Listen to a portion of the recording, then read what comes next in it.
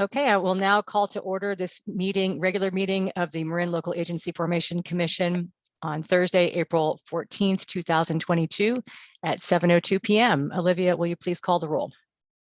Chairman McEntee. Here. Vice Chair Caius. Present. Commissioner Arnold is currently absent. Commissioner Rodoni. Present. Commissioner Kohler. Present. Commissioner Murray. Here. Commissioner Loader. Here. Alternate Commissioner Connolly is not present. Alternate Commissioner Campbell. Present. Alternate Commissioner Moody. Here. Alternate Commissioner Savell. Alternate Commissioner Savell, can you unmute yourself? Here, sorry. Thank you. And Chair, we have quorum. Thank you so much.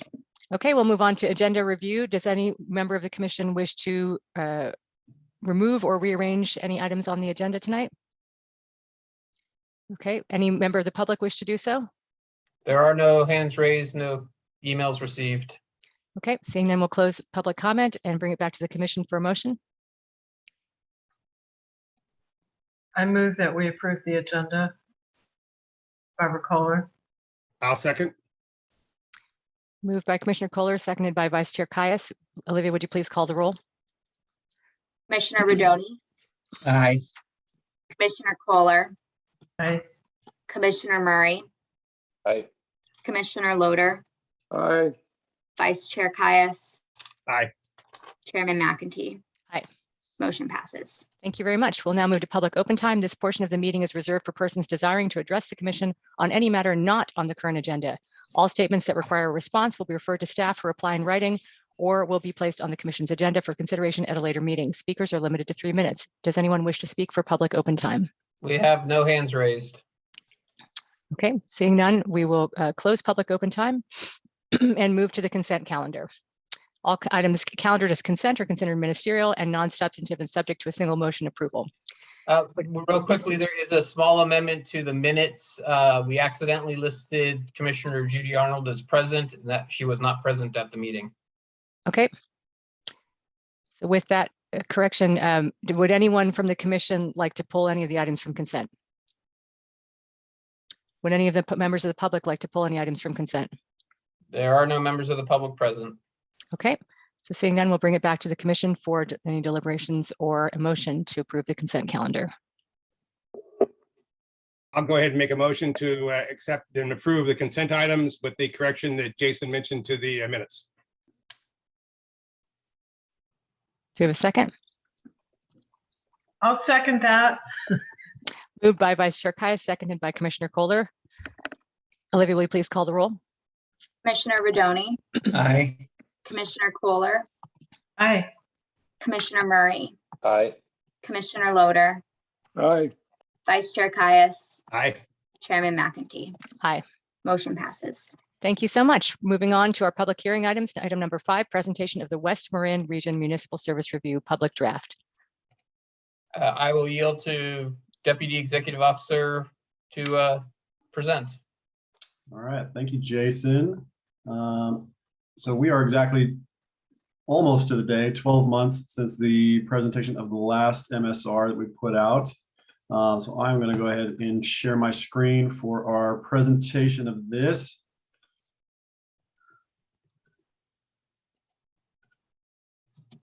All right. So since you are all vets to the MSR, we will kind of breeze through this early portion. See if I can move this out of here. With MSR information, how it is used by the commission in guiding sphere of influence updates, informing future boundary changes, and initiating government reorganizations. Here is a map of the northern region areas. This area that was encompassed was so broad with so many tiny agencies that all laid over the top of each other that it was almost impossible to make a single map for this, just because you wouldn't have been able to really see where anything is. So I broke it down into some regions. So here is the northern region. Here is the southern region, the RCD and the county legal, and then CSA 28 juxtaposed with county legal. There are 12 agencies involved total in this study. Really interesting to see how a lot of these, especially really smaller agencies, A, came to be just as a generality, and B, how they are functioning with a lot less than some of the larger agencies throughout the county, but still providing incredibly important services as they go. So the determinations that came out of this that are going to require some additional efforts, whether it be by LAFCo, but more likely the agencies involved, are as follows. So with the addition of 2 new ground source water supplies permitted by the State Water Resources Control Board in 2021, the Bolinas Community Public Utility District should prepare an update on the status of the agency's water moratorium on new water service connections. These are, well, I shouldn't say both. One of these is a recently new find altogether. The other one has been around and being used not as potable water, but for irrigation in the park. So just in this past year, they were able to get permitted by the State Water Control Board. So yeah, we're looking for an update on whether or not those are going to be able to service any developments moving forward in the future. Next is, with no source of annual revenue, Marin County Flood Control and Water Conservation District should explore expanding the zone's boundaries if residents within the existing and proposed boundary are willing to be assessed. If not, the district should consider dissolving the zone. This zone was originally created a little bit cart before the horse. The zone was created just with the assumption that the residents would jump on board and vote for an assessment. They did not when that happened. And so this zone has never had any funding, annual funding of its own, and continues that to this day, and has been basically dormant because of that. They just don't have the funding to accomplish any projects of major note. And so they are looking to figure it out. CSA 28, which is the West Marin paramedics, in collaboration with Stinson Beach Fire Protection District, should explore funding mechanisms that would allow for year-round emergency medical response staffing as opposed to the current seasonal staffing. Right now, Marin County Fire staffs a ambulance just in the higher visitation summer months, and it seems prudent at this point to try to find a way to get it to be year-round in that area. Next, the Marin Resource Conservation District should explore expanding its jurisdictional boundary in order to create opportunities for additional grant funding, as well as being more impactful in the event of the consideration of a special assessment in the effort to supplement annual revenue in years where the allocation of grant funding is minimal. The North Marin Water District's existing jurisdictional boundary entirely overlaps the boundary of the Inverness Public Utility District. This overlap merits correction, which has been noticed in a previous MSR, and it is something that we plan to fully examine, and gave a heads up to North Marin Water in the MSR that they will be encompassed in, scheduled for the end of fiscal year 22-23. And finally, the Muir Beach Community Services District should annex the 0.6 acre parcel of property that holds the district's well sites. The parcel is owned by the district and is within the district's SOI already. It just simply has never actually been annexed into the district. So we are recommending that we go ahead and make that cleanup happen. As far as public comments, we have received no public comment from any members of the public. As a generality, I won't speak for them. I can just tell you what they have said to me. Most of the agencies involved were happy and had the opportunity to look things over. So I haven't received any official comments or suggested edits from them. With that said, Bolinas Community PUD, they have their board meeting, I want to say next week. So because the public comment period didn't end until after their board meeting, they didn't want to call a special meeting, so we could still receive something from them. But as far as their general manager was concerned with the comments that she gave, she didn't say to expect too much. So yeah, we've received comments from one commissioner. And other than that, that is all that we have gotten thus far. So I will yield back and unshare my screen here. Thank you, Deputy Executive Director Seibel, for that presentation. And we did schedule this meeting to continue to be virtual in order to try to accommodate the breadth of West Marin and make sure that people were able to attend and make any comments. Alternate Commissioner Moody, you had a question. There we go. This is a sort of a generic question for future MSRs, maybe including this one, but you'll notice in most of the towns, they actually had reducing population. However, we have a countywide requirements to add housing all over the place. And so that's not really addressed, that it may not be able to be addressed in MSR, but that if that actually starts happening, we may start having an increase in population where we, in these areas that we call built out, so I don't know how we address that. The population, is based on your census, but what's going to happen when, there's more opportunity. And the other question is also in the countywide, it's probably not involved. Again, it's not exactly our bailiwick, but there's a push to investigate broadband across the county and cell service across the county. And West Marin, I think Dennis probably will agree, really doesn't have very good cell service or broadband everywhere. I think there's only a couple of places like Dillon Beach has their own little fiefdom. They have something there, but those are my two sort of generic questions. The rest of the MSR is excellent, Sharon. Thank you. I don't know if Jason, you want to answer the broader questions? I think that from the broader perspective, yeah, there's some services that are needed out there, but if they don't fall within a LAFCo oversight jurisdiction, there's not really much for us to do there. So I would really say, I know there's been discussions, and Commissioner Rodoni could probably address them better than I could, in the process of if they're looking to maybe form a CSA or some other government body to do that oversight. But if it's run by the county, we don't do oversight over full county related issues. So yes and no on yeah, great concepts, but it's not really within our MSR jurisdiction to do. You could make a note of that for our workshop to have it, as framed in as part of the MSR 2.0 kind of questions. Commissioner Kohler, any questions from you? And thank you so much for your detailed comments. Yeah, thank you. Well, I've talked to Jason and I've provided comments beforehand. And I think just because this says West Marin MSR, but because they're not in the oversight jurisdictions of LAFCo, Lagunitas, San Geronimo, Nicasio, Forest Knolls are not covered.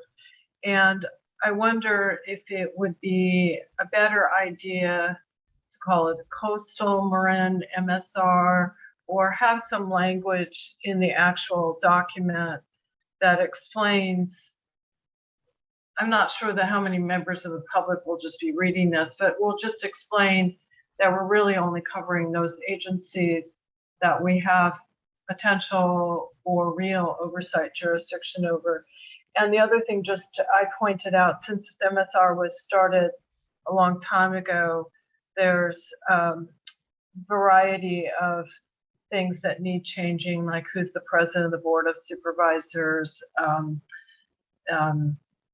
No longer do we have Dennis as president, Katie is, and I honestly don't know who the vice president is. But there's a couple of things like that. David Kimball at Bolinas Fire Protection District resigned several months ago, and I don't think they've replaced him. I think they're waiting for an election.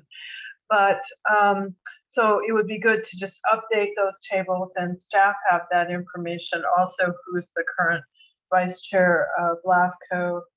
And one thing a couple of just edits on comments that were made, probably just because unfamiliarity with areas. Audubon doesn't own the Audubon Canyon Ranch. It's a nonprofit.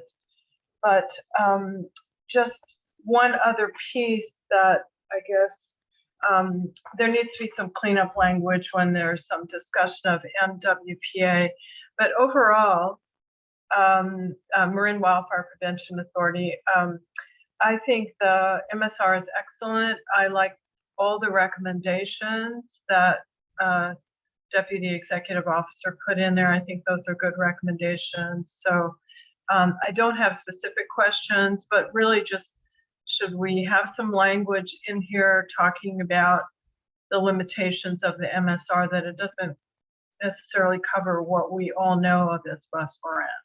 Thank you. Maybe we address that. Let's do, if there are any other questions, let's see if there's public comment, and then we can address that in deliberations.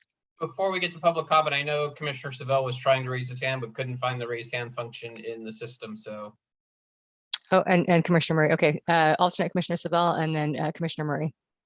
Thank you, Chair McAtee. Is this, you said questions, but is this also the time that comments and concerns? Let's do questions first, and then we go to public comment, and then we can do deliberative comments.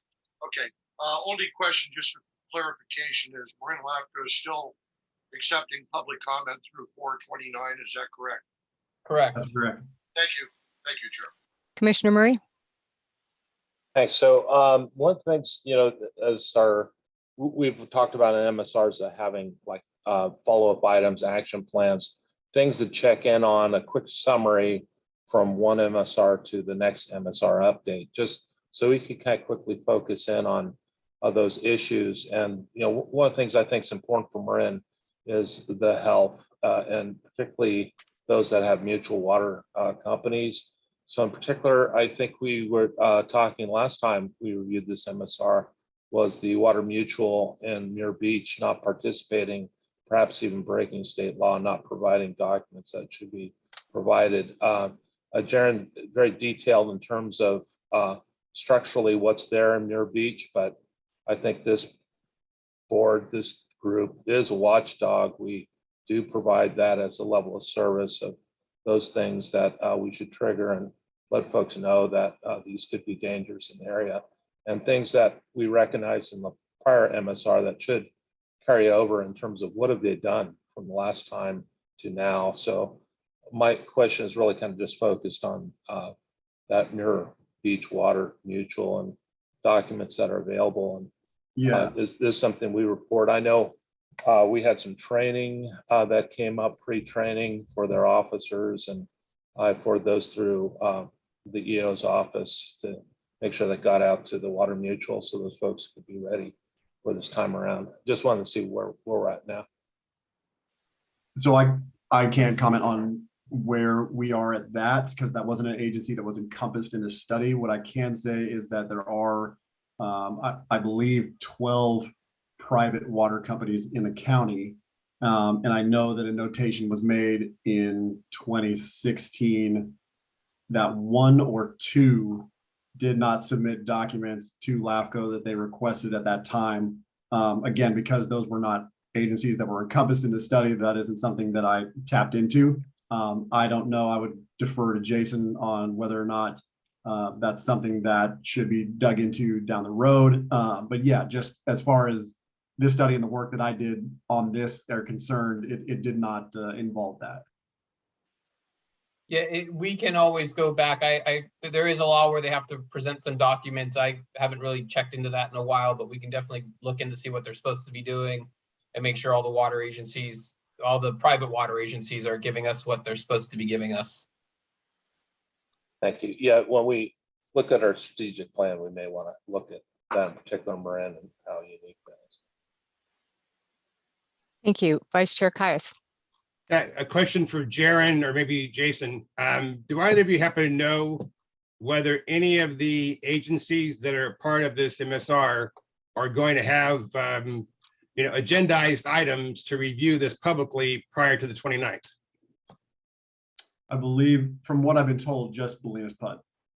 Okay. And I'm unsure whether that's going to be an agendized item or whether it's just going to be a general manager's report that they have a discussion on. I'm unsure about that, but she did make specific comment that they do plan to have discussion about it at their board meeting next week.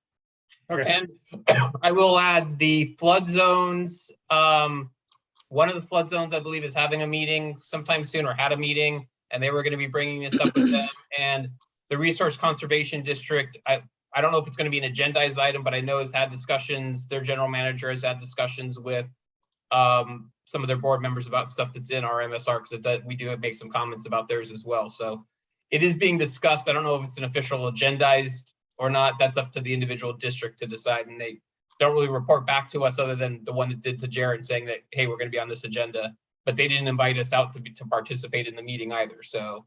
And I'm sorry, Jason, which were the two that you mentioned? The RCD, the Resource Conservation District, and one of the flood zones. I honestly don't remember which one it was. 10. It might have been 10, and I don't know if they've actually held their meeting or not yet, but I know that we've had discussions about them meeting to have this bigger picture around what should they be in the future. Okay, thanks. Okay. If there are any other questions, is there any public comment? There are no members of the public present. Okay, we'll close public comment and bring it back to the commission for deliberation. So I think Commissioner Kohler's question about the title West Marin and whether or not there's language there. Yes, you're exactly what I was going to reach to. Commissioner Rodoni, if you want to address that. Believe staff address how they're identifying this MSR. Had some other comments I did want to make, though, if it's okay. Go ahead. Yep. As Barbara said, some of the boilerplate stuff just needs to be corrected. I think some of it's carryover from maybe when you started this study, and now even LAFCo vice president, for example, is someone different, and regular members have switched around. So just some cleanup on the boilerplate stuff. A little more history on the flood zone. I think it's 7, but it may be 10. I can't remember which one is the Inverness Park one. Jaron, maybe you can help me. A little more history on that. Jaron basically had it right. But when that actually started was in the 1982 floods. It had quite a bit of FEMA money, grant money, that it used to recover from the floods, including rebuilding the Inverness public utility water system. And it never did have any independent funding from local residents. And that's why it's struggled ever since 82. It actually remarkably still has $7,000 or $8,000 in its account from that time. So that's the way it's been able to just sort of keep functioning. But we have recently met with them, and staff from LAFCo has met with them to really ask them to either make a decision as to how they're going to move forward and raise some funds to do some work, or they should really become eliminated and not be a flood zone anymore. So we're working on that. And then my office is also, most of these affect my office, so I'm very familiar with them. The ambulance full-time Southern West Marin has been a goal of the fire department in my office for a number of years now. And so we really appreciate LAFCO identifying that issue. It's really important that we have an ambulance in Southern Marin full-time, because when that's not there, 94 in Point Reyes Station has to cover the whole coast. And you can imagine if it's in Stinson Beach or further south, if it has a call in Tamales, what's that's like for response time. Fortunately for response time, because of a federal grant we went to 3 firemen on an engine, and that 3rd fireman is a paramedic.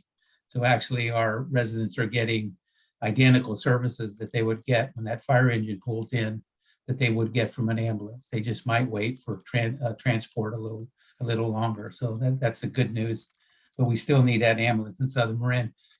District 4 in West Marin has about 300 housing units. It's being designated in the housing element for it to build, spread throughout the districts, throughout the villages rather, with Tamales getting the most at about approximately 120. But as you probably understand from this study, infrastructure is lacking in all West Marin. It's not likely anywhere near those numbers will get built in the next 8 years. And typical example that I have is there's a lot in San Geronimo that was designated for 15 units, and it's currently being developed, and the max they can get on it is 5. So, it's about a half or a third of what they're actually projecting, possibly could be built if everything's perfect. And I would just mention, and Jason may know this, that this, from an infrastructure point of view, the state has told us that lack of water or sewer or other infrastructure is not something that we can claim to not build housing, that those agencies are responsible for finding resources to provide what's needed for the housing element. That's the state's opinion anyway. Broadband, we have a new digital strategic plan in Marin, which does include figuring out how to provide service to the desert of internet desert in West Marin and cell desert in West Marin, including just today that the state has included running north and south on Highway 1 with a broadband line, which is good news. It's in the state plan, and they just added that in. Anyway, so we're making some progress, but those are my comments. I want to thank staff for a good report. We have very little changes out in West Marin, as you probably noticed in most of the reports, but I thought the summary was really good. The history was really good, and I appreciated the opportunity to meet with Jaron and Jason and talk about this study. So thank you. All right. Thank you. And Chair Go ahead. McEntee, Commissioner Savell is having a hard time finding the raise hand button on his system, so he's raising his hand now. Okay. Thank you, Commissioner Rodoni, for all your comments. Alternate Commissioner Savell. Thank you, Chair McEntee, and thank you, Jason. I want to make two points, and I'll sum up on comments. This is related to the Inverness Public Utility District. For reference, page 96 notes that an intertie was established with North Marin Water District to import water in the event of a natural or man-made disaster, but it excludes drought shortages. And an attempt was made to purchase supplemental water from NMWD on a regular basis, but the measure was defeated by voters. Number two, the staff report notes that there are currently 55 parcels within the existing service boundary that meet the requirements for development under the current county land use zoning standards. However, there's no evaluation as to whether the existing water source supply is sufficient to serve the projected full future build-out conditions within the district. In summary, under reasonably foreseeable conditions, the district may need to evaluate and establish additional water supply to meet future projected full build-out conditions under the current county land use zoning standards. Number two, the district may need to consider additional water supply to meet future drought shortages. Thank you, Chair. Thank you, Alternate Commissioner Savell.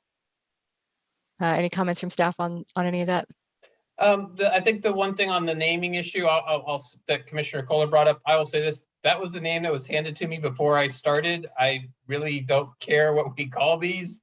If the commission wants to change the name, I'm happy to do so. We did that with the Tiburon Peninsula one. Originally had some other name. I can't remember what it was at this point. So if the commission wants to change names, just tell us what you want it to be called. I'm just going off of what the commission originally approved long before I was here. I think to Commissioner Kohler's point, maybe it warrants a couple of a sentence at the beginning of the the framing up that notes that those communities are not included in case the public is looking. I think that might just take care of it. I'm sorry, those communities get included in CSA 28, Sharon, is that the right paramedics district one? They are included in that. So there is one agency that covers them, but there are no other small local government bodies, at least under LAFCo jurisdiction, that cover those areas. So, Okay. they're covered, but they're not as deeply covered as other parts of West Marin are. Okay. Commissioner Kohler, does that address your concerns, or is there anything further? I do think it would be worthwhile to have some language in there just about why there's no detail on those, and basically they're not agencies that LAFCo has oversight on, but you just put in a couple of sentences. And I would defer to Dennis. Obviously, this one's his lead as far as his knowledge, but it seems like that would be the best way just for other folks who read this, who might be like me, just wondering why there isn't more detail on those, which makes total sense because they're not under oversight. So I just suggest that, and I think it's good, and with the changes that Dennis mentioned and just those few edits that I provided. Thank you. Thank you. And then just to one comment that Commissioner Murray made about looking at recommendations from the old MSR, or some way of, sort of carrying over, this is what the old one said, and this is where we're starting from. Jaren or Jason, is there a way to incorporate that in a way that stands out a little bit more, like, here's where we started from and here's where we're going to? So that has been typically something that we include in the final adoption. We will provide, like within the staff report, something along those lines of where we've been, what the work plan is consisting of, have there been any additions, and where we're going. So while it wasn't present tonight, and I'm happy to make the change moving forward, that's typically how we've done that. That it's in the staff report, not in the MSR. Just, I think More that it's an addition to the packet or during the meeting for the final adoption. Yep. And Jason, yeah, and then Jason, you had sometimes had the MSR, but then you had kind of a separate document that was like, here's all the recommendations. Is that kind of the way where that would go? It's been a while since we've gone, because this one was such a long one. It's been a while since we've done the draft final stuff. On the draft we present, here's what the document physically is. When we come back to the final, that's when we come up with there's always like a checklist that comes up with like however many items are there, saying, here are the items that LAFCo is going to work on. This is where like we've done these a few times already, where like CSA 18 needs to have its boundaries fixed. CSA 23 needs to be dissolved. And like there's those laundry list of things that we come up with out of each one. Some have more than others. This one will have, you kind of look at the determinations, and that kind of gives you an idea of what those checklist items are going to end up being. Yep. Okay, and then that's in the final MSR. Yeah, that's part of the as part of the document, MSR. and not yet the staff report. Okay. Yeah. Well, very good. So this is an information only item because it will come back to us again at the next MSR. We usually do, 2 meetings so that people have ample time to comment. Is there anything further from the commission? Just remember to continue this item to the next meeting. Okay. So you have it as information only. I noticed that I saw that you did have that continued. So do you require that to be a motion to continue it, or is it, since it's an information only item, does that just happen? We want to continue it we want to have a motion to continue the next meeting. It's a public noticing issue. Okay. I would make the motion to continue this to the next regularly scheduled meeting. Second, Rodoni. Moved by Commissioner Kohler and seconded by Commissioner Rodoni. Olivia, will you please call the roll? Commissioner Rodoni, Aye. Commissioner Kohler, Aye. Commissioner Murray. Aye. Commissioner Loader, Aye. Vice Chair Caius, Aye. Chairman McEntee. Aye. Motion passes. Thank you so much. We'll now move to public hearing item number 6, adoption of the proposed operating draft budget for fiscal 22-23. Sure. When these things come out of committee, I always like to yield to the committee chair to go first. Commissioner Caius, you are the committee chair. Any comments? Sure, just a couple of introductory comments to point out that the committee is populated with myself and Dennis and with Barbara. We went through and had a very productive meeting, very effective meeting, I thought. We went through all the items that are being presented by Jason tonight. We felt pretty good about those and again, engaged in good conversation about it. And probably the only item to note that I think Jason even has is a question mark, which is the COLA adjustment in the budget. And after we discussed it within the committee, we agreed to support a 3.5% COLA for the LAFCo staff. That compares to the current county COLA of 2.5%. But you have to consider that in the past, the county employees were given raises for other purposes. So it's not really that we're, going beyond what the county has done recently. It's really just to kind of catch up the LAFCo people with the county people. So just as an awareness item, but other than that, I think everything was pretty well discussed and resolved. Yeah, I want to make one small correction. It was Commissioner McEntee, not Commissioner Kohler, that served on the budget committee this year. Okay, well, I think I was intended to be on it, but I couldn't make the meeting, so Chair McEntee graciously was able to do that for me. Thank you. My apologies for misstating that to both of you. Barbara, when I think of the committees, I always think of you. It was on the last round, yeah. Together, but I meant no slight either way. All right. No So- problem. And there is a requirement that there be one each of the county, city, and special districts, which is why it had to go that way. I remember that now. Yeah.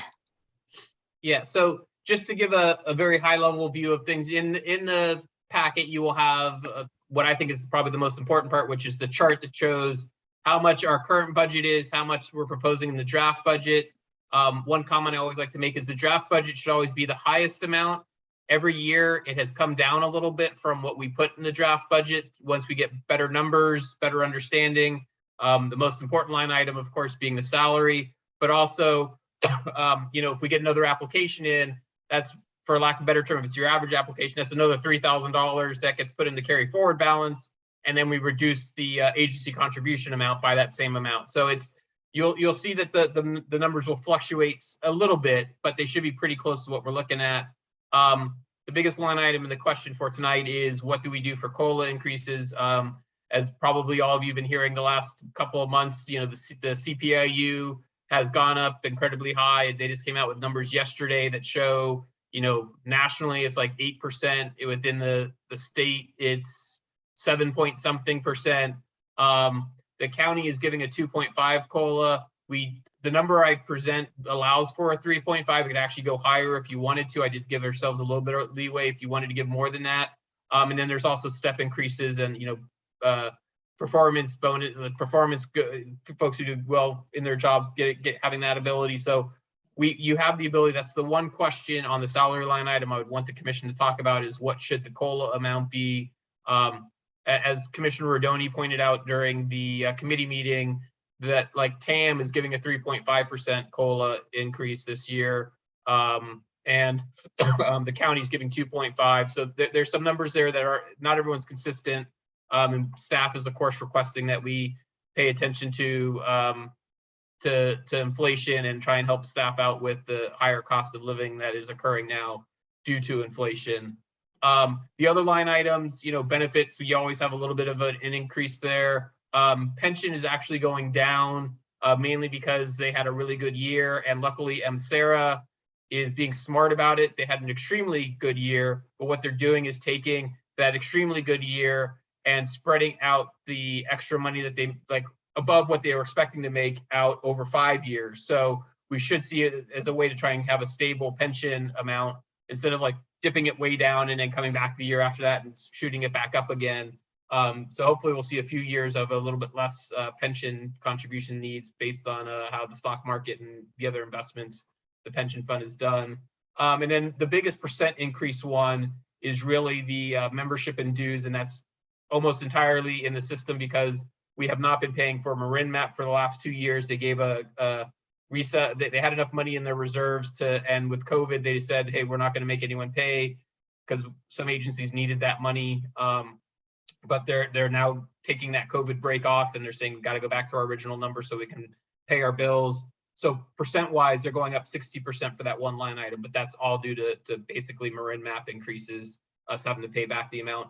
Overall, the overall budget has an increase right now of 5.65. Like I said, that will probably come down a little bit. The more important line item that pretty much every member agency asked me is how much are we paying? Right now, it is, if we approve the budget as is, depending on what you do with COLA increases, it would be a 1.13 increase, although I fully imagine it'll be well below 1% by the time we actually get the final budget, because we'll have probably a little bit higher carry forward amount. We do a pretty good job on staff of not spending when we don't need to. And so I anticipate we'll probably have a little bit more left over there. And then, perhaps depending on what you do with salaries, a decrease there. And then, like I said, any application that comes in just decreases the agency contribution. So I wouldn't be shocked or surprised. It's within the realm of possible that we could get to agency contribution to be the same as it was in our current year. So, which would be a great thing for the agencies. So on that note, I will yield back to the commission to ask any questions. Thank you. Commissioner Rodoni. Just to clarify, and I'm pretty sure I mentioned this at our subcommittee meeting, the county was 2.5 with a $2,400 one-time payment. That wasn't pensionable and doesn't carry forward, but that $2,400 is the equivalent at that one-time basis of 2%. So if you're looking at this comparison, I just wanted to make sure you knew that. And both TAM, Transportation Authority, Marin, and Marin Transit have paid 3.5, I believe, this year. And Dennis is correct. We discussed that, and that was the point that I alluded to earlier, where there were some reasons why the county was only 2.5, and that was one of the contributing points. But thank you, Dennis. Okay. Any questions from the commission? Commissioner Murray? So, Jason, just a quick question. Coming out of COVID, are you anticipating any costs if things start ramping up again? And is the budget have enough in there where we could move things around if there's some unsuspected costs that arise this year? Yeah, I anticipate that. The only line item I have a small bit of nervousness about is travel to conferences. We haven't done that in, over 2 years now. And so like, what exactly are hotel rates and what exactly are airline or gas prices or any of that other stuff? That's kind of the one line item I'm a little nervous about, but we always, I don't want to seem like we're padding our budget, but we always do have a little bit of extra money sitting there just to be sure, like we never really pay, luckily we're been good with our legal services. Maul is very cognizant of trying not to do too many hours just for the purposes of doing those hours. So we always have a little bit of money left in that at the end of the year. Every year we have a little bit left over. And so I think we should be fine this year. Although as we go back to conferences, I'm going to be paying attention very closely to how much we're spending for those line items. But the rest of them, we should be fine and able to live within the current budget. So our general reserve, it looks like fully funded 25%. That's also a certain level of backup as well. Is that correct? Correct. Yeah, that we would be, I would have to double check to make sure that's actually 25%. I don't remember if I fixed it for the addition of salary in there, but once we get to the final budget, we should have a fully funded general fund reserve. We have a fully funded consultant reserve. And then the technology replacement fund is something that we take line item 40, and whatever we don't spend this year gets added to that. Last fiscal year, we actually spent a little bit more than that line item had, but we had money sitting in that reserve fund. So we were able to tap into that. This year, we'll probably be a little bit under what we are. So we'll be able to add some money back into it. So we should be very comfortable on our, on the slowly building up our technology. And to be fair, it's more than just technology. I really should call that technology and office equipment replacement fund, because it's really a combination of both. One other thing I heard from a county employee is that the MCRA is fully funded. The GASB requirements have been met. So that's really significant for public employee retirement system. So hats off to Marin County and getting that done. And I guess it's on to post-retirement benefits. Good job for all those that work on that. Yeah, and I will note, we ourselves are fully funded for for OPEB for current workers. We continue to have the policy that we pay for our one retiree because no one ever really thought to put money in an account for that. But all of our current employees are fully. You will see in item 4, which was earlier on the agenda in the consent calendar. Our GASB report shows right now we're fully funded on OPEB, so we're good on all fronts when it comes to retirement systems. Okay, thank you. Any other questions from the commission? Just a comment to thank Craig for that comment, because all the critics disappear when you actually have a zero sum owed on those pension funds. So Any public comment on this item? There are no members of the public present. Okay, seeing Don't none. you have to open the public hearing, even if there's nobody here? I guess I should have done it more formally. We'll now open the public hearing. And seeing no members of the public who wish to comment, we'll go ahead and close the public hearing and bring it back to the commission for deliberation. So the key item to deliberate here is the COLA for staff. And that is allowing for that amount in the budget so that the executive officer can then do the negotiations and make the allocations. It's not us issuing the money, it's us making that money available. Commissioner Kohler. I would recommend that we go with the 3.5% COLA, and when we're ready, I'm ready to make a motion. Okay, any other deliberative comments before Commissioner Kohler makes the motion? Okay, seeing none, Commissioner Kohler. I'd like to make a motion to approve the proposed budget to be presented at the April 4th, today meeting. And no needed amendments. And do you need me to add with the support for the 3.5% COLA for staff? Yeah, I think that it would be good to have that be part of the motion. Okay. Commissioner Rodoni? Just wanted to check with Marla, making sure that this is covered under the agenda item. Yes, I do think it is covered because it's a subsection of the agenda item. So I think it'll be the budget amount will be reflected in that salary description. I think it's really just to get that number to the right percentage or right amount, if I'm not mistaken. Correct, Jason? Correct. Thank you, and I'll second it if in that case. Thank you, Commissioner Rodoni. Moved by Commissioner Kohler and seconded by Commissioner Rodoni. Olivia, will you please call the roll? Commissioner Rodoni, Aye. Commissioner Kohler, Aye. Commissioner Murray, Aye. Commissioner Loader, Aye. Vice Chair Caius, Aye. Chairman McEntee. Aye. Motion passes. Thank you very much. Then we will move on to our business items. Item number 7, review and approval of the LAFCo work plan for fiscal 22-23. Jason? Sure. As always, this actually comes from the Budget and Work Plan Committee. So Commissioner Kaiser, do you have anything to want to say, or you just want me to go into it? I'm going to let you go into it. I didn't have any strong notes that I wrote down coming from this. We pretty much discussed it all and was all, straightforward. But I will open it to my associates on the committee, Chair McEntee and Dennis, to see if either of you have any thoughts that you wanted to say about it. I don't have any. Commissioner Rodoni, any comments from you? No. Yeah, none here. It was great to see what has already been accomplished and is being kind of cleaned off and moved on to the next step. Jason, and if you want to talk about there were some working group things that we just sort of decided to stop pushing a boulder up the hill. Yeah, so from the high level, our work plan is always, as I like to call it, a living document. It kind of changes over time and is good. I always like to bring it at least once a year to the commission to review and just kind of remind us, here's what we're working on. If there's anything new that should be added, this is a good time to always bring it up. But for the most part, it's a living document. So anytime we want to add something, we can. But we have had some good successes this past year. And there are, as Chair mentioned, there are a couple of, groups that we've been trying to get stuff resolved with, and it just doesn't look like we're going to come to any sort of good resolution. And so we're going to kind of let those, for the lack of a better term, die on the vine. When we do our next MSR, we'll bring up discussion of them as part of that MSR process. But I think we've done a lot of good work, and it's there. If anyone has questions on any of them, I'm happy to answer.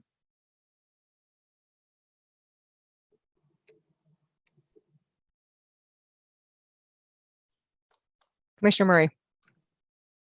Jason, just on the master tax review, it's one that is kind of legacy for a while, and our prior EO established a system that's kind of standardized, but there's a little bit of a fear that it's creating a patchwork with all the special districts that sooner or later somebody's going to have to pay the piper, that there'll be services provided, but the property tax basis will still be with the prior agencies. I know we've had some conversations on this, and it's negligible, but it could be significant over time. So I just wanted to get your input on that. I'd like to see it, and thank you for putting it on here. I think it is good to discuss that. I know there's some discussion at the state level with Cal LAFCo as well, and perhaps you could kind of let our board here in Marin know where we're going on a state level with that as well. Sure. I'm honestly not aware of anything at the state level from Cal LAFCo's perspective on this. There is a master tax exchange agreement that does exist. This is not what we're talking about here. This in some ways is a result of the master tax exchange agreement. And the high level issue is, particularly for special districts, when they, like a sewer district or a water district, annex somebody in, they don't get any of the property tax for annexing a new thing in. They have to charge rates.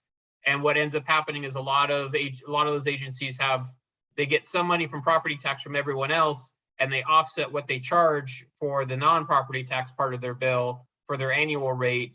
The problem that you get is you get a lot of if someone new comes in and you get like an individual parcel, they get put at that same rate as everyone who's paying property tax. And there are some ways to potentially do something about that. This has always been a low priority for the commission as time permits. And unfortunately, time hasn't really permitted me to sit down and do a little more research and write up a nice little white paper on it to try and help some of the special districts figure out ways to actually, I don't want to say get around the master tax exchange agreement, because there's not a way around that itself, but how to deal with parcels when they annex them in and aren't getting, when they have their fees set up in a way where they're part of it's paid for in theory from property taxes and parts paid from a fee, how you get the entire fee from somebody who is outside, who doesn't have any property tax value added to what they pay. So it's a very complex issue that doesn't have an easy answer. And at some point, I hope to have some time to sit down and do the research and write the paper up. I've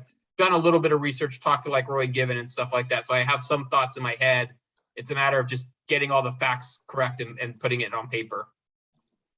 Yeah, a lot of the districts going to struggle with this, particularly in the 218 process, and the legality of basically having others pay for certain folks. And it usually is the perspective of low-income folks looking for a discount of rates and fees. So shifting those that aren't paying property taxes to a higher basis on others that within the district. So our district recently looked at ad valorem taxes that are outside of that 218 scope to fund low-income folks that need that.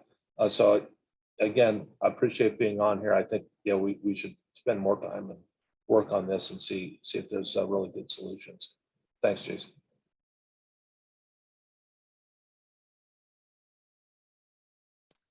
Okay. Any other questions? Any public comment? There are no members of the public present. Okay, close public comment, bring it back to the commission for deliberation and a motion to approve the work plan. We'll move the item. Do I have a second? I'll second. Moved by Commissioner Murray, seconded by Commissioner Kohler. Olivia, will you please call the roll? Commissioner Rodoni, Aye. Commissioner Kohler, Aye. Commissioner Murray, Aye. Commissioner Loader, Aye. Vice Chair Caius, Aye. Chairman McEntee. Aye. Motion passes. Thank you, Olivia. Item 8, creation of a disadvantaged unincorporated community ad hoc committee to review ducks in Marin County. Jason. I will yield to Deputy Executive Officer to present. Thank you, Jason. Yeah, so back in July of 2019, Marin LAFCo put together an ad hoc committee to take a look at our policy on disadvantaged unincorporated communities. At that time, a couple of factors notwithstanding, the County of Marin's housing element not really having any designation for any ducks within the county kind of led us to a place where we created a pretty boilerplate what's the word I'm looking for? Policy, there we go, for Marin LAFCo for ducks, with the mindset that once we had some new census data coming out in now 2021, along with the county working on their new housing element, that we would look to revive this and take another look at it at that time. At the last meeting, there was some general discussion on whether or not that was something that we wanted to do. The general consensus seemed that yes, it was something that the commission was interested in. So we were bringing it to you this evening, fully agendized, to make that decision on whether or not the commission wants to create an ad hoc duck committee to review and confirm the ducks that Cal LAFCo has designated recently. They went out and got a consultant that found all the ducks at the block group level throughout the state of California, designating 2 in Marin County. So yeah, I will yield back to you and let the commission deliberate on that. Thank you. Any questions from the commission? Commissioner Kohler. Just are the two, one the canal and one Marin City? Could you state where they are? Yeah, the canal is actually incorporated, so it's not part, DUC stands for disadvantaged unincorporated communities. So the canal is not one, but San Rafael does have the second one, which is a California Park area. For those that know, it's a large RV park in unincorporated. It's an island within San Rafael. So that area is considered a DUC now. It's actually a new one. Marin City is, of course, the other one. They've been a DUC for a while and will continue to be for the next decade at least. Thank you. Any other questions? Commissioner Murray. So Jaren, some of the other designations, you know, the DAX and Cal Enviro Screen and water resources, are we or should we be looking at those? And I appreciate kind of looking down the census tract level. And I thought there was some discussion about looking at the incorporated areas as well that may have some of these that meet qualifiers based on income or perhaps some of the health standards. I believe a lot of that is kind of driven from those communities in Central Valley that didn't have certain services such as water or sanitation that created a more of the concern. But just wanted to touch base with you if you're reviewing this, if any of those other standards we should be looking at rather than just simply the census data. So I would defer to Jason on this, but in my mind, that would be outside the purview of what at least this committee would be looking at. Whether or not we as a whole, as an agency, wanted to look deeper into that. Again, I would defer to Jason and to the commission on that. But as far as just the creation of this committee, I would think that would be outside of its purview. Yeah, if the commission wants to increase the purview of this committee, it could do so. But my comment would be DUCs are something that is written into CKH, what we have to follow very deeply. All those other designations are not things LAFCo is really supposed to pay attention to. Like if an area wants to do more work and it's around a DUC, LAFCO, when we're doing those applications, has to take a very serious look at what impacts and how should the DUC be involved. It doesn't do the same thing for the DAX or other designations. That's why we take the DUCs so seriously. Not to say that the other issues aren't serious as well. But and the purpose of that from a LAFCO point of view, if you can clarify that, is so that they don't get missed in an annexation, or like the people aren't going out of their way to avoid that and not deliver those services. Isn't that right? Or can you clarify that? That's half of it. The other half is if they're in the area that you're not delivering better services to someone else because they pay more, because they have better property taxes. So it's a combination of both, you're not annexing around them, but also are you providing the same services to them if you're an agency that oversees that area? Yeah, the agency is paying giving uniform service. It's okay for two different agencies to give two different levels of service. Yeah, yeah. So like in the case of Marin City, they're part of the Sausalito Marin City sewer district.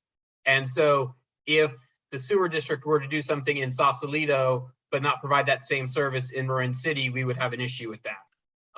And the same would be true if, like, let's say the city of Sausalito decided we want to expand our boundaries and they decided to go around Marin City and take the stuff closer to Mill Valley, we would also have an issue in that case. Neither of those are occurring, but those are just examples of where we would be raising an issue if they tried to do something. And like I said, we're not aware of that actually occurring right now, but we need to pay attention to it. And that's why when you look at the MSRs, you always see there's a discussion about DUCs. You don't see a discussion about any of those other groups existent in our determinations. We always have to say there's no DUC. In the case of the one we're doing that Jaren has just started, we are going to be having a discussion about how DUCs interact with the agencies in the Golden Gate regional MSR, because they have one there. Next time we do San Rafael area MSR, we're going to be having the same discussion about the California Park area, being in existence there as well. Okay. Any public comment on this issue? On this No item? hands raised, no members of the public here. Okay, we'll close the public comment, bring it back to the commission. As I recall, maybe Dennis or some of those, Craig, those who were on before, I remember when I first came on, the only contemplated duck was LAFCo. Wasn't that the case? Do you remember that? I remember that was that we all kind of went, really, LAFCo? Somehow that was on contemplated in the past. Yeah, there were a couple weird things on there, and some of the unincorporated coasts probably should be on there, but they're not. Some of the, like Yeah. Point Reyes Station and Tamales and a couple of those areas are very close, or should probably be considered, but they haven't been added by the state, so. Yeah, the problem with those areas is theoretically a duck is really attached to a city itself. And so if you're not in a city's sphere of influence or close to a city's sphere of influence, you don't get counted. Since there's no cities out in West Marin, nothing out there qualifies under the traditional duck standpoint. Although you're right, there probably are communities out there that probably should be paid better attention to, but just don't qualify under the LAFCo duck process. And that's because it's about consideration of delivery of municipal services. Is Yeah. that the case, Gabe? Correct. So since they're not going to be getting municipal services in outside of a municipality, I guess that's why. But yeah, that's interesting. It's an interesting note. Well, so then it's before us is whether we want to create this committee and who would like to be on the committee. Alternate Commissioner Moody. Todd, you're muted. I don't want to be on the committee, but I don't see much for a committee to do if we take the state's word for it. I mean, what's the purpose? We're not going to fight the state or create a duck someplace else. What are we, I mean, I don't see the committee doing anything. The committee would be there to help just confirm what Cal LAFCo has given us. We do need to, in some ways, confirm that. We could do that technically without a committee. The other part is, as Jared mentioned in his introduction of the item, is the county housing authority doesn't have any discussions about duck. And they're in the process right now of redoing that. So the question that could come out of this is, how hard does LAFCo want to push the county on saying, you need to be identifying ducks in your thing? And it would be better to have that discussion there, although we could say today, let's push it hard and, not create the committee. I mean, it is really up to you if you want to create the committee or not. Vice Chair Caius and then Commissioner Kohler. Yeah, I think, excuse me, I think there are two separate things to consider here. One is whether we create the committee at all. And secondly, who's going to be on it. And I would just say that if we do vote in favor of creating the committee, then I think either myself and or Sashi ought to be on it, because we are the two members of this board that are the closest to Marin City, which is the duck that definitely is going to be considered. So just in terms of having an awareness and a proximity to Marin City, that Sashi and or I ought to be on it. Barbara? I was just thinking that it may not be necessary to create such a committee, an ad hoc committee at this time, but perhaps when you take up the Sausalito, Marin City area MSR, it might be worthwhile at that time to create an ad hoc committee. And I think Vice Chair Caius's suggestion of you and him might be the best route, but I'm not sure what we'd be doing right now. And the county and all the cities are in the process of doing our housing elements, and we have to look at AB 686 during that time. So we're looking at disadvantaged communities based on EnviroScreen and other characteristics. So I'm just not sure that we need a committee today, but it may be that it's the best thing to do later on. Well, I just want to add to that comment that we are starting the Golden Gate, the Sausalito, Marin City area MSR right now, Jarrett. We've already had most of our meetings with folks, which I'm going to update you on later. So that MSR is actually started while we're getting comments back on the West Marin one. So if you wanted to wait, you're waiting about 2 minutes, and then we can get started on that group. So, well, I think that's fine. I withdraw my comment then. Okay. Who was on the duck committee last time? I don't know if anyone who was on before would want to continue. I don't remember. I think it was Craig, you were on it. I think, was it Craig and Dennis? Yeah, I was on, I think Dennis too. I'd volunteer to be on it since now part of Cal Park is in my actually supervisor Oh, district now, so it might be That's helpful. perfect. Yeah. Then maybe it's Vice Chair Caius and Commissioner Rodoni. I don't have to be on it, particularly if Vice Chair Caius is on it. Was anyone else interested?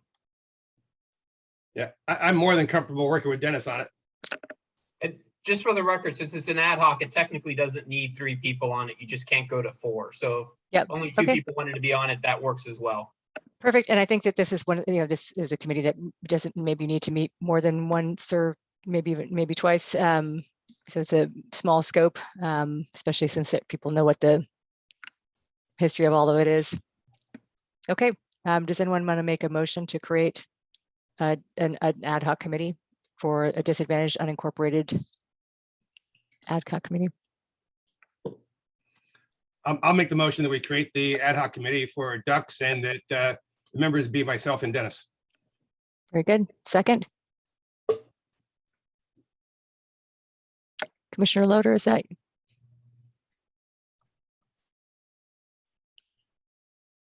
No, not yet.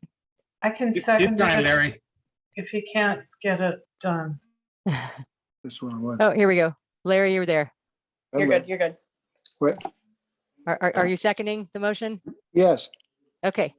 A motion by Vice Chair Caius and a second by Commissioner Loader to create the disadvantaged unincorporated community ad hoc committee with Vice Chair Caius and Commissioner Rodoni as members. Olivia, will you please call the roll? Commissioner Rodoni, Aye. Commissioner Kohler, Aye. Commissioner Murray, Aye. Commissioner Loader, aye. Vice Chair Caius, Aye. Chairman McEntee. Aye. Motion passes. Thank you very much. And thank you for the 2 commissioners for volunteering. We'll move on to item number 9, authorize the executive officer to enter into an agreement with Fort Point for IT support services. Jason. Sure. This item, while we may remember, we not that long ago switched from Marin MacTech to Fort Point. It's actually a sister company of Fort Point is Marin MacTech. It's owned by the same person since we switched over to PCs. Almost 3 years ago now, we got into a 3-year deal with them. They've, in my mind, done some very good work for us. This is to continue to basically create a new 3-year agreement with Fort Point for them to continue to do our IT services. You'll see the contract is actually kind of has 2 parts to it. One is the services that they directly provide and costs that they directly control. There is no increase in what they're asking to cover our services. We currently pay $595 a month for their services, and we will continue to do so. There's a lot of third-party vendor stuff that they take since they are our IT provider, that they run for us and we pay them. They get charged from like Microsoft, and they pay Microsoft on our behalf, and then we just pay them. So it's great because instead of having 6 different or 7 different bills, I forget how many line items there are, all these third-party things, I get one bill, pay one bill to them, don't have to deal with all these other companies and paying monthly bills to each one. So it makes life a little bit easier for me to have them do that. I would encourage you to do this. You will see that there is a small increase in the overall cost for IT services, but that's mainly due to us wanting to upgrade and add some new IT security functions to our system. Since we're now on PCs, there's a little more security vulnerability in those, and Fort Point was recommending, and I agree with them, that we need to update some of our security protocols, and this contract will help us do that. And to be fair, some of those new items we've actually already done, like our password protection stuff has already been down. We've already started downloading that and getting our system better password protected, and that other stuff is coming online as Fort Point gets it put into our system. So if you have any questions, happy to answer it. Any questions from the commission? Any questions from the public? No members of the public present. We'll close public comment and bring it back to the commission. Any deliberations or a motion? I'll move the item.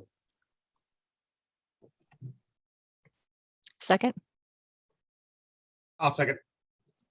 moved by Commissioner Murray and seconded by Vice Chair Caius. Olivia, will you please call the roll? Commissioner Rodoni, Aye. Commissioner Kohler, Aye. Commissioner Murray, Aye. Commissioner Loader, Aye. Vice Chair Caius, Aye. Chairman McEntee. Aye. Motion passes. Thank you very much. And now we'll move on to item 10, discussion of June LAFCo meeting, including whether to meet in person and possible meeting locations. Jason. Yeah, so, we kind of have this discussion every meeting now based on COVID. We, at this point, can go back to in-person meetings. Although we can continue to stay virtually, at least until the county and the state have given us that option and may continue to do so, although we're starting to get more and more, I think that window is starting to close on us. So the question really for all of you is, do we want to go back to in-person in June, or should, if allowed to, should we stay virtually? I have no opinion either way on that, so it's up to you to decide. Any comments from the public on this? No members of the public present. Seeing none, we'll move back to the commission. I figured we'd just go straight into discussion rather than taking questions on this one. Does anyone have any thoughts on whether to meet in person and where to meet in person? We have in the past met at Marin Clean Energy. There are other places we could possibly meet in person. Dennis, Commissioner Rodoni. I'm only going to suggest that June will be the final West Marin MSR discussions, and it might be nice point. to have the Zoom option at least available. It doesn't preclude us meeting in person, but from a technical point of view, it may be easier for staff to be all on Zoom. That's a good point. We did make a big point to not do this one in person so that we could allow for the flexibility of West Marin's participation, since it's such a broad geographic area. So we could consider, deferring to the next meeting.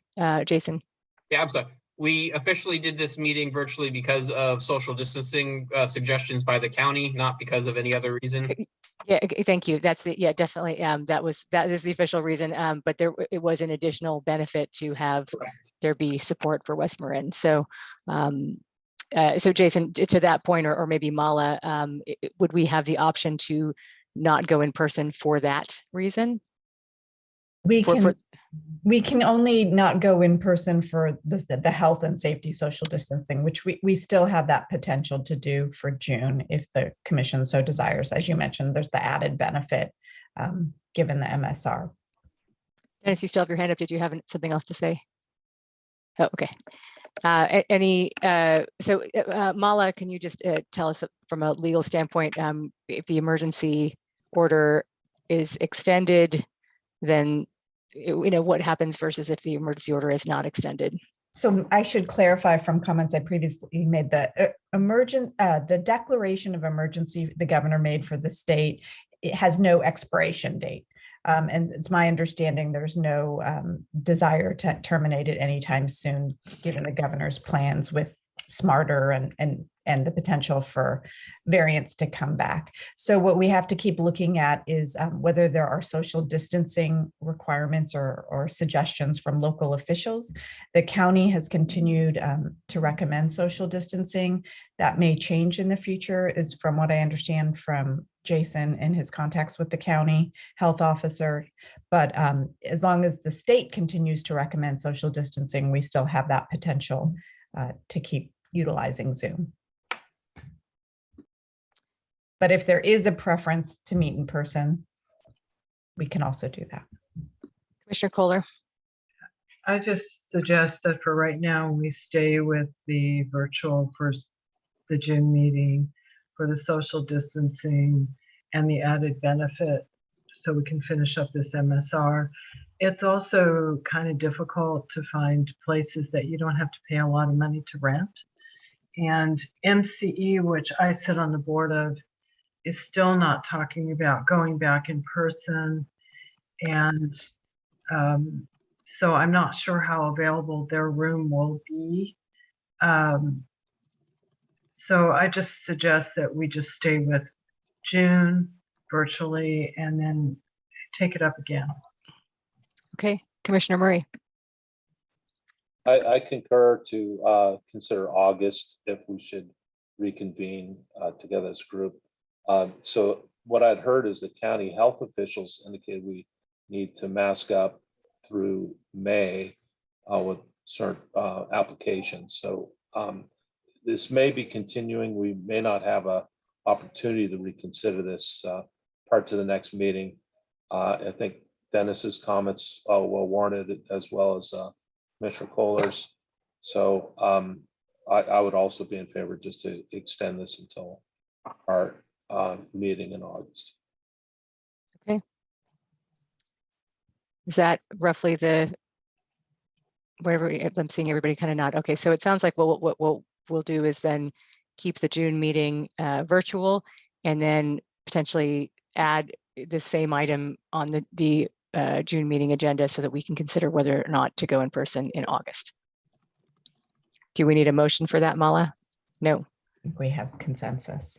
And just noting, maybe we can fix this in the packet that the item 10 was labeled item 11 and item 11 was labeled item 10. I didn't notice that when I was reading through the agenda that I'm looking at actually has item 10, discussion of June LAFCo meeting, and item 11, approval of legislative committee recommendations. Yeah, but when I and this is me looking at the Dropbox, so I don't know if it changed it from in the SharePoint, but if you pull up item 10, it's the legislative committee's report, and if you pull up item 11, it's the error now. Yeah. The Um, agenda, the items are flipped on the actual agenda itself versus the staff reports for the individual items. I don't know Yeah. how that slipped past me. So yeah, not a big deal. I think if you actually change the staff reports that are stored on the server to match the agenda, I don't know, Mala, whichever way you think would be best, so that if the public later looks at it, they find the right thing. Everything that's online, which is where the public gets it, says item 10 is the June meeting discussion, and item 11 is Ledge Committee. What you're looking at is internal documents that the public will never see. No, I'm looking at the staff report. The yeah, staff that's report the says at the problem, top is of the numbers on the staff reports. Yeah, Yep. The item number on the staff report itself in the packet is wrong. That is correct. The agenda is correct. The item number. Yeah, in the so staff- if we could however Mala That can thinks be it's- corrected. Yeah, That can we be can fix so that administratively if the corrected. later, if the public looks, it could go to the right place. Okay, so we'll move on to item 11, which is approval of the legislative committee's recommended positions. Jason since you haven't or had Chair enough- Moody. Yes, since you haven't had enough of them yet, I'll yield to Jaron to start this off, or he can yield to the chair of that committee. That's exactly what I was going to do. I would yield to Commissioner Moody, who was our committee chair, if he has anything he would like to say first. We discussed these things and concurred with the Cal LAFCo's or the state LAFCo's request, ideas on backing the two items. I don't know, if Jaron, you want to go into any details, but basically one of them was that when we do an initiative, it's, the percentages are different than when what do you call it? Other entity does an initiative. So anyway, both of those items we decided was we would back those. So Jaron, if you want to go into any details what they were, then I don't have the No, that's fine. document I'm in front of happy me here. I'm happy to take the ball from there. So there were two legislative items that Cal LAFCo was looking for support from for the committee to consider. The first was SB 938. SB 938 is something that has been in the works for Cal LAFCo for, I would say, 3 to 4 years now. It finally came to fruition. This changes the protest threshold for commission-initiated dissolutions of a special district from the current 10% to 25%, which is consistent with a dissolution proposal for which a proposal has been filed with LAFCO. This bill also has the backing of the California Special Districts Association. The second bill was the annual omnibus bill, AB 2957. And all that really did was make some very minor technical corrections to the language that's used in CKH in, I want to say, 4 sections, and then also added some minor language as a subsection 56078.5. Those changes can be seen in the documents that were attached. The committee agreed to take staff's recommendation. Marin LAFCo policy section 3.15 gives the commission the option to take positions and assign priority to any legislation And the legislative committee agreed to staff's recommendation of taking the alignment with Cal LAFCo position at the priority 3 level. Okay. Any questions from the commission? Any public comment? No members of the public present. Close public comment, bring it back to the commission. Any deliberation or a motion, please?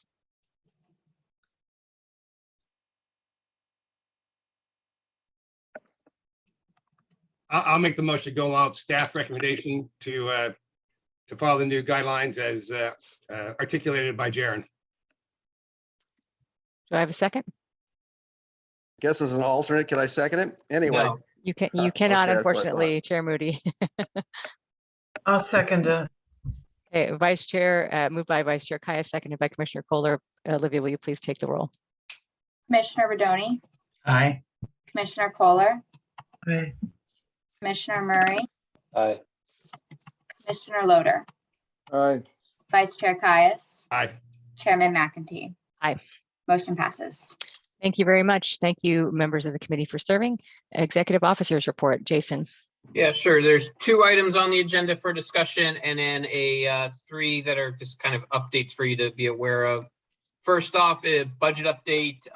We continue to come in under budget for what we should be expecting to spend this time of the year. We should be at 75%. We're only have spent 63.9, partly due to staff, being smart, not buying everything that we need to, or not buying everything that we want to, but only buying things that we need to, as well as with COVID, we continue not to travel. So haven't been attending conferences, haven't had mile reimbursements. So I would expect if we had that stuff, we'd be closer to 75%, but not quite there. So we continue to be under, as always, our general insurance and membership and dues are above where we should be at this time of the year, but those are because those are one-time expenditures that we do at the beginning of the fiscal year. So we start off high and then eventually we get under budget when we get to by the end of the year. Excuse me. The next item, if not seeing any hands raised or anyone want to comment on that, is current and pending proposals. We're actually 0 current pending proposals in front of us. Everything has been approved by the commission and is waiting for some action. We have no new applications in the system. We know, Olivia gets calls on a regular basis from people wanting to do stuff, but none of them have actually gotten their applications to us. And so at this point in time, we have nothing in the loop for you to work on for our next meeting. So we might go 2 meetings in a row without a single thing. Although part of me wouldn't mind getting a new application in simply because it lets us lower our agency contribution amount a little bit more, but we'll live with that if we don't get it. So otherwise we're in good shape there. 3 other items just to give you a heads up. I will be going on vacation from April 24th to May 6th. So if you have any questions for me, get them to me next week. Otherwise, you'll have to wait until May 9th, or you can have the fun of talking to our Deputy Executive Officer, and he can solve all of your problems while I'm gone. So I will be doing that. Second, you will notice we are testing a new system, and I know it is not perfect yet. We're still going to work to try and get it there.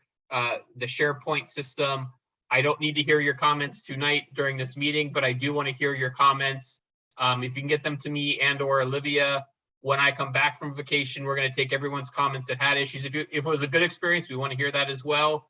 But our goal is going to be to try and, if we can, figure out how to transition everyone to SharePoint. I know it's an issue for some folks, and we want to try and work those issues out, because SharePoint will give you all much better access to all of our documents.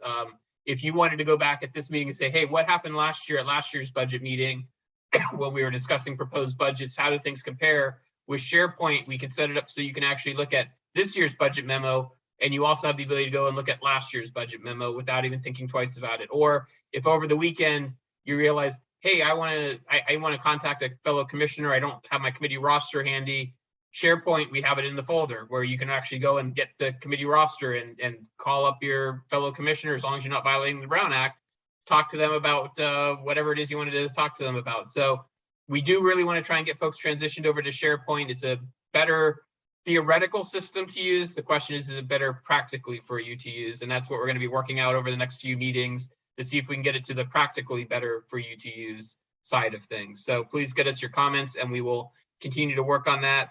And then finally, Jaren and I have already started having meetings with all of our Golden Gate MSR folks. That is the Sausalito, Marin City, Mill Valley area. As always, I know some of you actually live in those areas and have contacts there.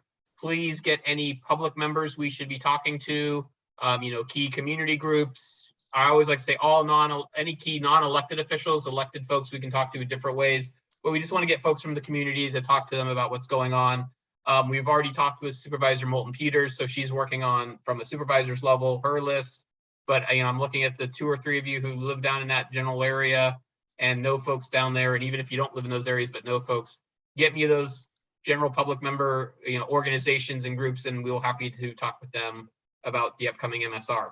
And that's all I have for our executive officers report. Any questions on the executive officers report? And no comments from the public because there are no public in attendance. So then we will move on to the next item. So we will be adjourning to closed session to address 2 separate items that are on the agenda. And then we will return briefly back into open session to report out and do commissioner announcements and requests, and then we will adjourn. So Here, if just to there's- clarify, there are 3 Yes. closed session items. my apologies, three items. Thank you, Mala. Okay, if there's nothing else, then we will go ahead and adjourn to closed session. And commissioners, please follow the link that Olivia sent in the email.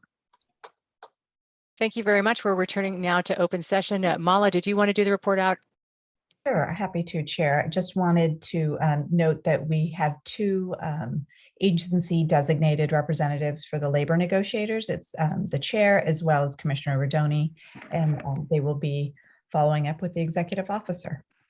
Thank you very much, Mala, and thank you to Jason and Olivia for both being on top of it and making sure we're recording this. Okay, so now are there any commissioner announcements and requests? Seeing none, we will adjourn to our next meeting, June 9th, 2022 at 7 p.m., which will be a virtual meeting. Thank you very much and good night, everyone.